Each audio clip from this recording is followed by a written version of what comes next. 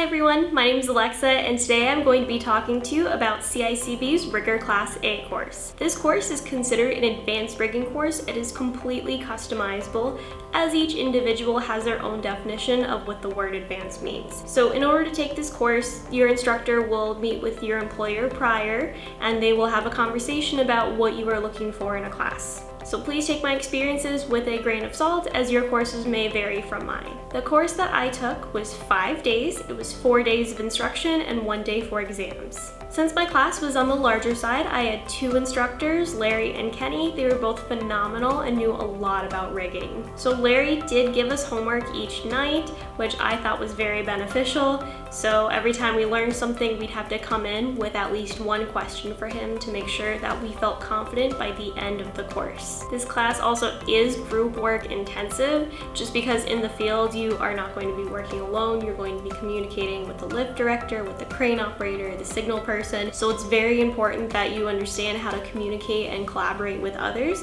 which is exactly what this course teaches in addition to rigging. This course also is hands-on heavy, so pretty much every day we would spend half the day hands-on and the other half would be spent in the classroom learning equations, learning different principles. So day 1 was spent covering the basics. Even though this is an advanced rigging course and you should have previous rigging knowledge prior to coming to class, it is important to cover the basics because over time, like I've mentioned in other videos, good habits will get lost. You'll end up picking up shortcuts, and it's just very important to understand the standards and how to properly rig. So again, you'll be learning the different types of hitches, what not to do, and the standards. Day 2 was when we went to hands-on. So day 1 we did not have any hands-on experience, and other than test day, that was the only day that we were only in the classroom. So day 2 was when the hands-on started. We spent the first half of the day doing some practice.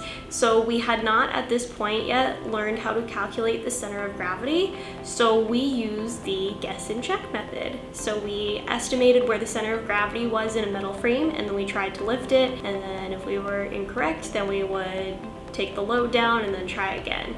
This did take my group a little bit of practice as they give you objects to lift that are not even. So the center of gravity is not always going to be in the middle, so you kind of have to guess which side's heavier and where would the center of gravity be. We also used dynos to try and lift an object and get the load, the correct weight in each angle. So we tried to evenly lift an object, not knowing the center of gravity, but also taking a look at which each side weighed, and then trying to get that object to lift and the weight to be evenly dispersed throughout the entire object. So the second half of the day was spent learning how to calculate the weight of a load. So we learned how much copper weighs, how much aluminum weighs, all these other materials, and we would calculate the weight using that. And then we had to go outside. There were 3 objects that were quite heavy, and we had to calculate how much they weighed, and it was my team versus the other team. The class was on the larger side, so there were 2 teams, and we competed against each other to see who could guess the closest to the actual weight. So then day 3 was spent on the, what we like to call at CICB, the jungle gym, but I think it's more of an obstacle course. So we had to rig a weighted object through this course. There's an object to go over and an object to go under,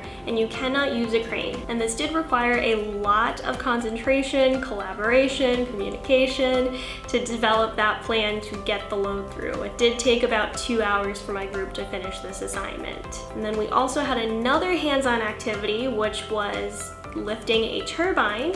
It looked symmetrical, although it was not. So again, we at this point did not know how to calculate the center of gravity, so we once again used the trial and error method. However, after the turbine lift, we did learn how to calculate the center of gravity. So the classroom portion of day 3 was learning that equation and then practicing how to calculate it. Day 4, in my opinion, was the more difficult day of the course. In this one, you had a ramp and you had to lift a metal barrel up the ramp using everything except a crane. So my group and I had to develop a plan how to lift this object up a ramp, and then we also had to take it back down. Once again, this took about 2 hours, so it did require a lot of planning, and there was some trial and error, although we did come up with a lift plan prior. Not all plans go as you expect, so we did have to make some changes in the middle of the lift. And then after the ramp activity, we went back to that metal frame that we lifted on day 2,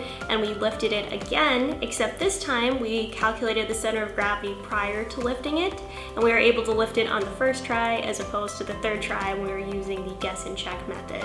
And then afterwards we came back to class, we learned load charts. This is something that I knew because I took 2 mobile crane operator courses prior to this, but it is something that we briefly went over. It's not something that you'll need to know extensively, but it is important to know just an overview of what load charts are and how they could be calculated. And then day 5 was exam day. So this class has a written and a practical exam. We had the practical exam first, and it was a group assignment. We did have to create a lift plan together. And then after the practical examination was the written examination. So this was 150 questions. Most of them were multiple choice, but there also were some short response questions. It did take about 3 hours just because there also was math calculations on there that we needed to solve, so that took some time. But overall, this was a great course. I would highly recommend it to anyone that has experience with rigging. If you do not have experience with rigging, you need to be a fast learner in order to be in this course. If you're not a fast learner, then I recommend taking either CICB's Rigger C or Rigger B course, as that will prepare you for this course and give you the rigging experience that you need. I am not a professional with rigging. I don't have a lot of experience. The only experience I actually had was CICB's Rigger Class C course, and I did just fine in the advanced rigging course. So again, each person has their own experience with this class because it is customized, but if you're looking for some extra experience with rigging to learn calculations, anything of that matter, I highly recommend taking it. Thank you all so much for watching. Make sure you subscribe for more lifting industry content. And if you have any questions, comments, please drop that in the comment box below. I hope you all have a great day. Thank you so much for watching.